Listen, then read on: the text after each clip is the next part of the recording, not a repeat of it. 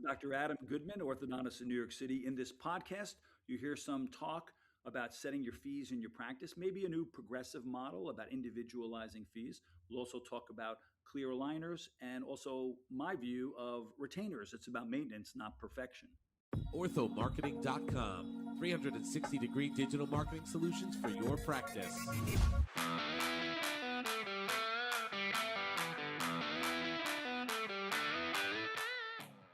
Hello, everybody out there in podcast land.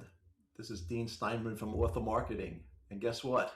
We are back with another podcast for you. That's right. So I am very, very stoked for today's guest. He's a legend in the orthodontic world. And I'm also very proud to say that he's a client of ours at Ortho Marketing.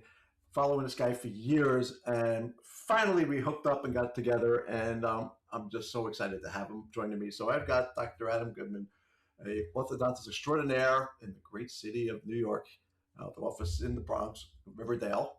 And Adam, welcome, my friend. How are you?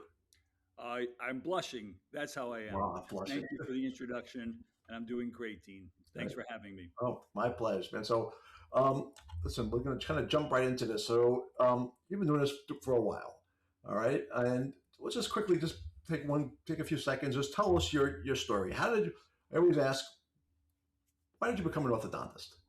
Well, it started by wanting to be a dentist, and I grew up as a sports and TV junkie. I didn't know anything about teeth, but I just wanted to make my parents happy. I'm still a very decisive person, so I think I decided I'm going to be a dentist, not for any reason other than making my parents happy. Right. And so I followed through on that. But interestingly, when I went to dental school, as a lot of orthodontists know, or any dentists who are watching this, you need to have some game, some skills going in with your hands. I was not very good with art as a kid, or drawing, or really anything along those lines. And so dentistry was hard in the beginning, and those preclinical exercises when you had to carve and draw things. And only when it came to the exercise of putting teeth inside a wax rim to form a denture, which is sort of the same knowledge base is the torque and angulations of teeth at the end of an orthodontic treatment. Mine was so good, they actually thought I cheated. They were like, where did this thing come from? You've been getting poor grades. And I sort of realized that was more about angles, spacing, as opposed to freehand. And that's when I started to focus on orthodontics in dental school, and that led me down that path. Awesome, great. And I love being in the orthodontic industry, and because what we do is we get to change people's lives and make people smile. And I'm an old hippie at heart. When I used to have long hair, I would, I should say that there. But, to be able to change somebody's life and make them smile is a great thing. And I respect this industry and professionals like you so much because you really change people's lives. And, I'm Jets and Mets hat off to you, man, because I appreciate, how you do that. Yeah, in some of the before and after pictures that we take, I look back at the before picture. Some of the patients, they literally didn't know how to smile. Right. We tell them smile big, and they give this weird smile. And I think maybe they're just used to being embarrassed about their teeth, but they don't even know how to give a big smile. So it's just one of those things. Something as simple as that. Right. So obviously you've got some great experience in this industry here. So we're going to talk a little bit today about two things. First of all, we're going to talk about pricing. All right. So, you mentioned earlier to me, we were talking off about how almost every other industry price goes up, this and that, but for some reason in this industry, it's not. So what's your thoughts on, first of all, just the overall, functionality of pricing in the orthodontic world, and why do you think it's stopped? Well, I can first tell you something with respect to my practice that I think maybe has been, I wouldn't say a mistake, but doesn't really help from a business standpoint, and yet I still run with it. And I think as a marketing guy, you'll understand this. There are some orthodontists who move into a town and they just artificially decide to have a really high fee because there are going to be people that are going to say, I want to go to the best. Or because, especially in Manhattan, there's a status with going to the most expensive, just like you want to kind of drop that you went to Fort Charles Prime in the Village, the most expensive. You love to sort of say Great, that. So great that's one, steak. right. So that attracts a certain extreme. Mhm, Then you have high volume practice with low fees, maybe heavily insurance based, and that's mhm, going to attract a lot of people as well. I'm sort of in the middle of those two. And so to some extent, you lack an identity with respect to fee. And so that's always something I've wondered about, but I just can't artificially make a crazy high fee. And I think to get to your point, I think orthodontists for a long time have had a mentality that I think is old school and not even fair to patients. And it is one fee pretty much, and the easy cases make up for the hard cases. I've had many people tell me that all the time when we discuss this. right. You know what, some cases go long, some goes short, it all evens out. But what happens when you're a kid who's class 1 minor crowding and they want braces? And most of the time you're going to be like, okay, 7,000, 8,000, 6,000, 2 years of braces. And just because that's what people have done, we don't know how to individualize. It's not that hard. You don't have to give somebody a fee over the phone when they call. And even when you look at them, you don't necessarily have to give an immediate fee. The orthodontist can think about it. And yes, that might be too much work for the well oiled machine, the factory, but I think an experienced orthodontist can look at a case and say, okay, you know what? This is not a severe case, and this can be done in 10 months. Or this is a super complex case. It's going to take a long time. And even if it's not time dependent, this is going to be an amazing transformation. It's going to require a lot of work. An impacted canine is an example. Mhm. So if I have somebody come in with an impacted canine, we don't really have fees. I know what my range is, and that is going to be a high fee because I'm going to earn it. It's going to be a lot of work. Mhm. Somebody else comes in, minor kind of case with aligners, especially. They're so efficient for the minor cases. They're efficient for a lot of cases, but Mhm. especially the minor ones. Might be 9 months of treatment, and you're not really making a big transformation. Something like that, a lot of orthodontists are hesitant to say, "Oh, that's going to be 4 or 5,000," and the canine case is going to be 9,000. But why not? This is not like people give the analogies of a crown prep, one crown, even though some may be more difficult than others, or laser keratotomy, one fee for everything. But I bet those procedures are pretty much similar from a time and a transformational uh, character. So here, every case is different. The really easy ones, I think we should be giving lower fees. Hard ones, we should give high fees. I agree. And you can't give a price really over the phone. Like I don't have a set fee for my marketing because I use like the analogy. You don't use the same aligners in every patient. Well, I don't use the same marketing for every practice. You have a very unique practice and different target market and different differentiators. So we have to figure out a way to promote you, and everybody's different. And same thing for the way you guys work. Now, what advice would I'm gonna put your advice hat on there. So if somebody's listening to this, they're a young practice or a guy who's just opening up an office. How does he even come up with the way how to price his services? Should he be or they or her be the most expensive, the cheapest, right in the middle? What advice would you give somebody if they're trying to just start out? Yeah, I think if you are going to be the person who's going to make very high fees, you really have to be able to convey what's different about you. I Mhm. know some orthodontists in New York City that charge $3,000 more from me, and there is zero difference. And that's their choice. Right. That's okay. They can do that, and maybe it works for them. But I think as consumers have gotten more aware, and this kind of touches back to what we were talking about before, patients are getting more educated. They go online, they research. And so I have had times where I've had parents say, wait a minute, you treated my other son 3 years ago and the fee was 7,000, but you just said this case was going to be only a year and he needed to have teeth taken out. And this one you said he wouldn't be coming into the office that much and that kind of, and they realize there's a difference. And so I think you have got to consider that patients are smarter. And so if you're going to say, I'm going to be the most expensive, you really have to sort of say, and here's why. And it can't be because your front desk is going to bring them coffee in the waiting room. And it can't be because they're going to get something that doesn't exist. You've got to explain why. And it can't just be because I'm the best. Why? Why are you the best? Mhm. And conversely, if you're giving a lower fee, maybe you have to put limits on it. I mean, uh, I'll tell you one of the things with Invisalign, a lot of your listeners provide Invisalign, and I've talked with some of my colleagues about this, is that when you have somebody who comes in with a minor issue, we all know that could be a difficult patient, hard to please. The case could go on forever. They may not wear their aligners. And so for that reason, a lot of orthodontists are hard to go with the low fee, which is the other extreme, Mhm. because they feel like they're going to get burned. But I have a simple solution for that one. I basically tell people, look them in the eye and not say, okay, you're going to get a low fee, but you're going to get a poor job. No. Say to somebody, you're going to get a lower fee for our office because I believe we can treat you in a short amount of time, and I don't believe your teeth are too bad. But um, if your case should go longer than that, Right. there will be some additional fees. We're very upfront about that. We don't usually have to go do that too often. Mhm. But the alternative, if you'd prefer, is that we make a fee and then you give a much higher number. That will include everything.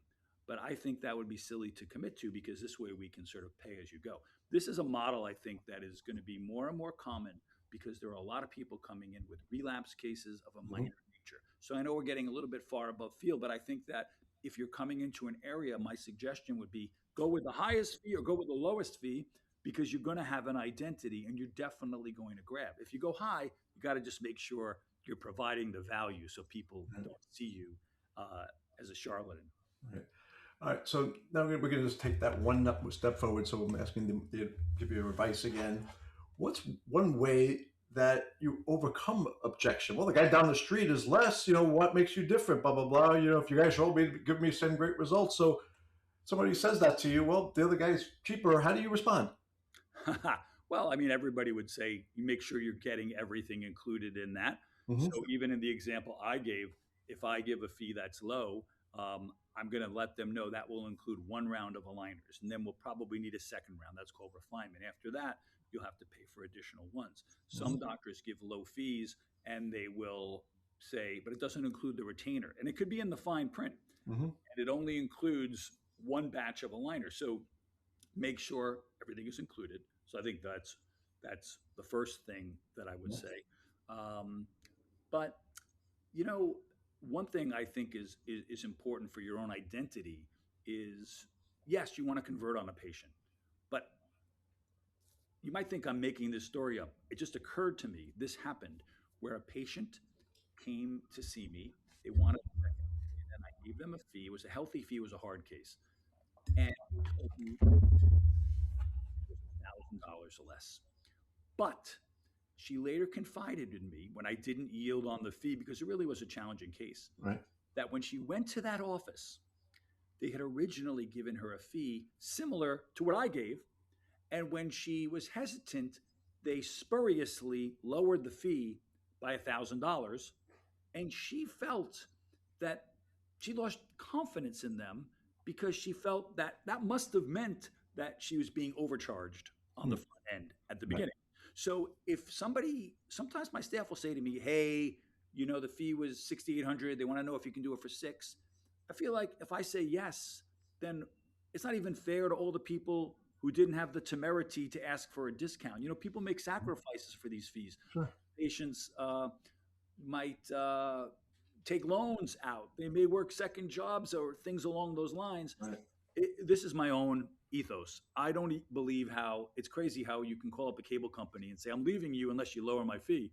And they do. That, and yet I'm paying the fee because I don't ask that. So um, I think it's an interesting thing. I'll stick to my fees, and I might even say to somebody, "Okay, this is our fee." And I will tell you a funny story, Dean. Yeah. I've never done this, but I made a Sora video on this because it's my dream. Imagine this. You say to the patient, our fee is $7,000. And they leave and they say, "Well, think about it."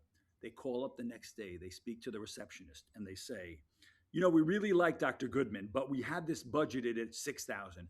Can he reconsider and do the fee for 6,000? Front desk says, okay, we're going to speak to him. We're going to call you back tomorrow. They call the patient back the next day and they say, Dr. Goodman reviewed your case. I know the fee was 7,000. You want to do it for 6. Dr. Goodman reviewed the case. The new fee is now $8,000. And the patient says, what 8,000? It was 7,000. Well, I know, but you had wanted it to be $1,000 less. That's understandable. Dr. Goodman would like it to be $1,000 more. That's understandable. And then the patient says, can we get back to that 7,000 fee? And then they're like, I'll have to talk to Dr. Goodman about it. Now, that's my fantasy, but I've never understood in negotiating why it's always one way. You list a price, people want to go lower and lower. And then if you don't yield, it looks like you're not being fair, right? But it's like, come on, why can't we make it higher? Right. I I'll try this on love somebody. that. I think my last day of practice, I'll try this on somebody. I'll save it for my final parting gift. I'm going to try that next time I speak to somebody who does that for me, and to say, and say, oh, sorry, I made a mistake. It's the other way now. I was reconsidering it. Thanks for allowing me to reconsider it. Love that. That's hysterical. This podcast is sponsored by orthomarketing.com. In a crowded market, how does your practice stand out? If you're a dentist or orthodontist looking for a competitive edge, Ortho Marketing is your solution. We aren't just another agency, we are the industry's choice for specialized digital marketing. We understand the unique challenges of your field and specialize in one thing: growth. Our experts will optimize your website and leverage social media to build real connections with your community. We don't just get clicks, we get patience. Say goodbye to empty chairs and watch your patient list grow with a strategy built specifically for your success. Visit orthomarketing.com to get started. Ortho Marketing. It's not just our name, it's what we do. All right, so we're going to kind of pivot things a little bit here, and let's talk about,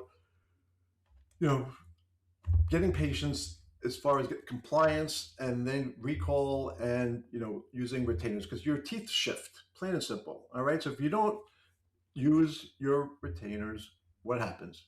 Your teeth move. All right. 100% chance.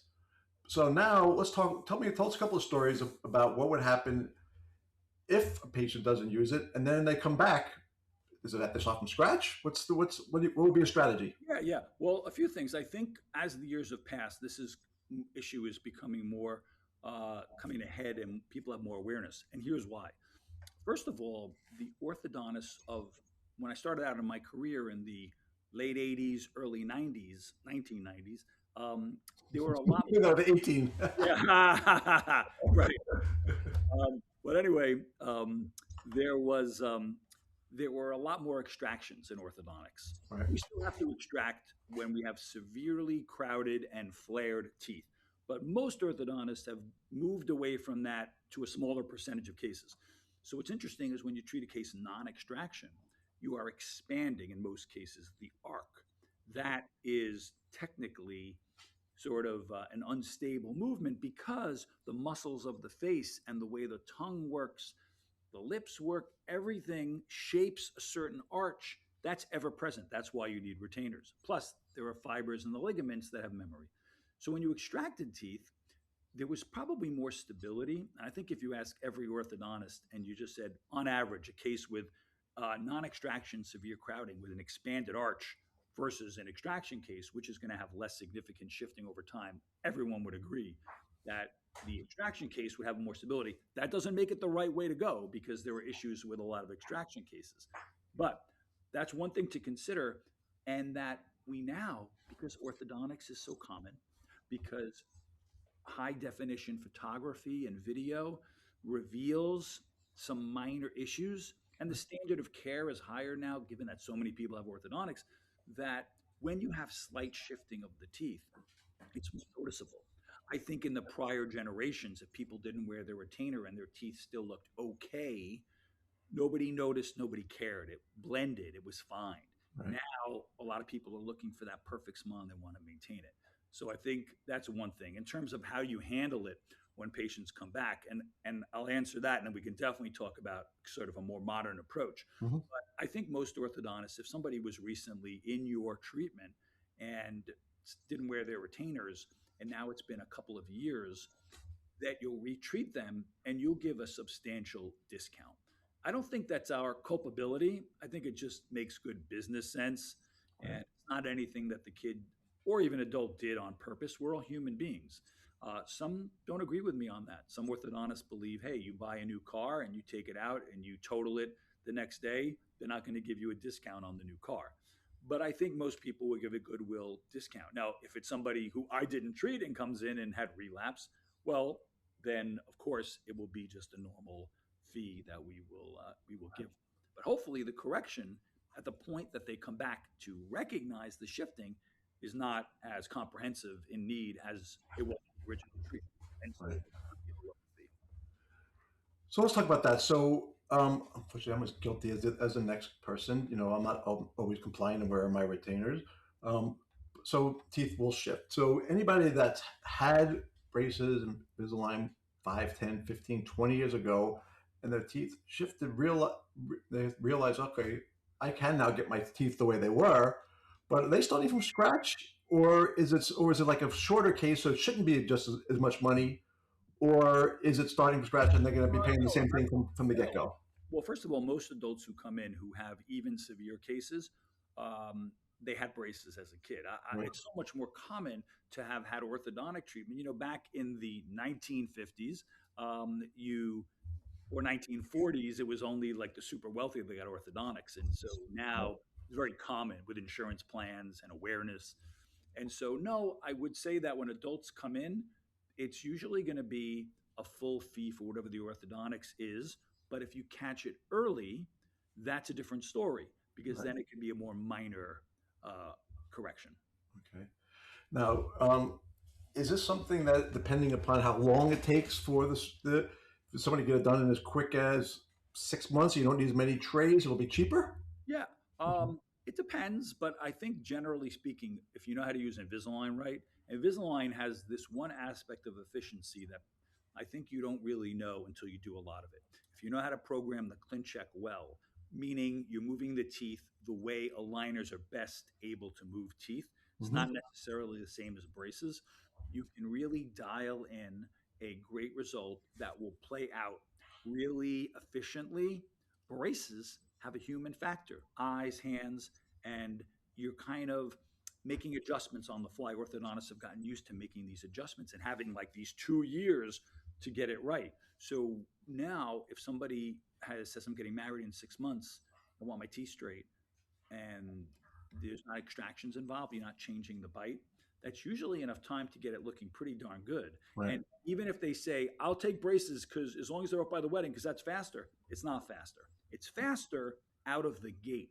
Braces will show a patient faster results early on. But because of the human factor, you have to then make adjustments. You have to change the brackets, you have to bend the wire because no orthodontist is perfect. There are some computerized system out there with braces now like Light Force that purportedly make things more efficient, and to some extent they do, but there's still no magic way to put braces on. With aligners. If the patient and your plan is right, the teeth will follow that plan. So it's very efficient. I give a good analogy. It's kind of like that old story of the turtle and the hare, the turtle and the rabbit.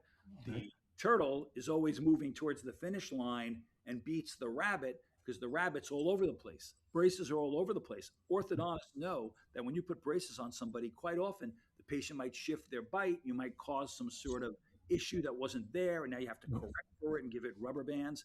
And we've been practicing like that for 40 years or more. And computers is the bridge that allows things to be more efficient. And Invisalign is all about the computers. Right. It's about adapting the technology. And we're going to ask one final question here. And I spoke about this previously. Is change? So many people are just afraid of change, and especially if you're, a seasoned orthodontist or seasoned anything, you don't like to change. But in order to stay ahead, even up to the snuff, not even ahead of it, but just be up to technology, what's one bit of advice you could give somebody who's kind of afraid of change, but has no choice? So what's one bit of advice take that leap? What's one thing that you could tell somebody today to give them just a little help to push themselves forward? Well, assuming they need the change. So, I mean, there are some practices that are just running on full cylinders and they just feel like, wait a minute, why should I start doing Invisalign now? I'm going to have a lab fee I never had before and Right. practice is great. But if you're looking for differentiation, if you're looking for adaptation over time, then of course you have to be willing to be receptive. I did have a mentor for years when we started doing Invisalign. He was frustrated with it. I know we talked about fees, and sometimes patients, when it comes to the fees, the orthodontists are stuck in a way. Like I remember, and a lot of orthodontists of my generation will understand this. We used to see braces adjustments every 4 weeks, and then we were like, why don't we do 5 weeks? We're like, no, oh. We would be like, wait a minute, what happens when a patient comes in on January 30th, and then they're going to come in on March 1st? They're not going to pay the February bill because they're going to say we weren't in February. So we got to see them every 4 weeks, so they come in every month. So we used to think like that before we explained automatic payment. Debit doesn't matter if you're in 3 times this month or no times this month. It's for your convenience. All we had to say was the payment plan is not dependent on the visits. It's for your convenience. So there's a good example where I think people are afraid to go to 6 weeks, then 7 weeks. And we realized it's not even good for the patient. It's not even good for your practice. You let those braces cook, Right. do what they need to do Right. with a little hands off and time and oxygen. Right. It's good. Great. Just look at what's in front of you guys. That's all I have to say. Just look at it there, and you're all smart. You're smart people. As you don't need to reinvent the wheel. Just know what needs to be done, and reach out to your colleagues or peers. I mean, that's what's great about. I know he's very out there. I'll give you one more example if we have time about Yeah. where change is important. For years, orthodontists have felt like once you get the teeth straight, it's your job to keep them there. A lot of them use these fixed retainers, bonded retainers, and not only then are you married to the patient, but if the retainer breaks, it's your fault and that the teeth shifted. And even if that sounds unprofessional, the truth of the matter is every orthodontist will tell you that these bonded wires break all the time. So I think we have to get into this mode when it comes, we were talking about retainers before, and I'm just applying it to change, how we have to be able to say to people, when you're done, your teeth are going to look fantastic. And if I told you that you went through some crazy workout regimen and diet and you lost 50 pounds, and then I told you that 1 year later, you would have maybe not been as vigorous, but you still would have maintained everything we did, maybe not as hardcore, and you would have gained 5 pounds back, but still kept 45 pounds off. Who would think that that's not realistic? And yet, when patients go without their retainer and they get the tiniest bit of shifting, all of a sudden they're mad at you. You don't know how to say to a patient, hey, listen, this is the body. Let's just make a new retainer, hold it where it is. If we want to do retreatment, we can. So I'm bringing it back to finish the point on retention. Mhm. It's about maintenance. It's not about perfection. And that's where I think our profession will probably change over time. Orthodontics is a treatment. It's not a cure. Some people are going to need 2-3 rounds of orthodontics in their life. And there's nothing wrong with that, as long as each one is taking less and less time. Right, exactly. This has been great. I got 2 final questions for you, my friend. All right. One question is, all right, you've been around the block a couple of times and you've seen what change in here and there. Where do you see this industry in 3 years from now? Not like 20 years, 30 years, just 3 years from now. Where do you see any seismic changes? People talk about AI, but I don't really know how that helps the orthodontist. Yes, maybe in terms of your charting and your practice management, but no, I would like to say people are going to be a little bit more aware of how amazing aligners are, because I don't want to repeat what I said about the efficiency. It's just very simply, braces still have decalcification. They're still uncomfortable. They still poke. And I think there will be a trend from patients, for more orthodontists gradually towards more aligners, because that market penetration is still pretty small. But I think for the most part, I don't really think there'll be a huge change, which is interesting because there's change in almost every profession, Right. medical, dental, Mhm. health, beauty, technology. And so I don't know what that game changer is going to be. Maybe we're just already confined to what's the scope of our practice. So I wish that I could tell you what I think might be different, but Oh, great. I don't Appreciate it. think that much. Okay, cool. All right, and one final question. So I'm going to give you a gift. You're going to be able to have lunch tomorrow with anybody in history, who are you hanging out with? Well, everybody says their departed parents to that one, I think, right? So you meet Oh, I've heard it a couple of times, but I've heard a lot of crazy answers. um, Or it could be anybody, most brilliant the most brilliant revolutionaries probably couldn't even explain. If I had dinner with Albert Einstein, I probably wouldn't understand a word he'd say. Safer to go with my father, but as a Met fan, I wouldn't mind having dinner with Tom Seaver. Always had a man crush on him, a fan crush on him, Nice. and it would be nice to hear some of his stories. So it's either Tom Seaver or Joel Goodman. Okay, good. Well done. Yeah, Tom Seaver, the franchise. Where I remember the day he got traded. I was hysterical crying. 1977, and I became a Yankee fan for 3 years. then when they got him back, I became a fan again. And I've been one ever since. And I should have just stayed a Yankee fan. But That did he pitch the no hitter for the White Sox after the Mets second time, or was before the Mets second time? it was after.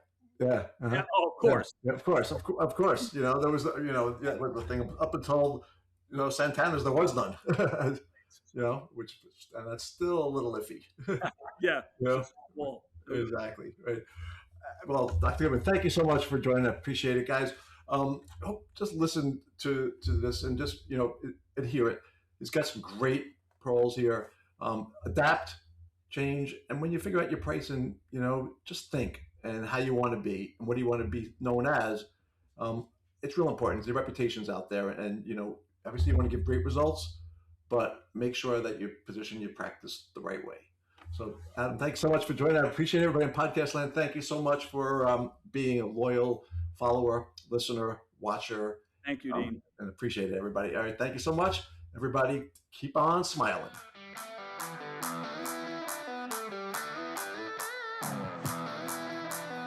Orthomarketing.com. 360-degree digital marketing solutions for your practice.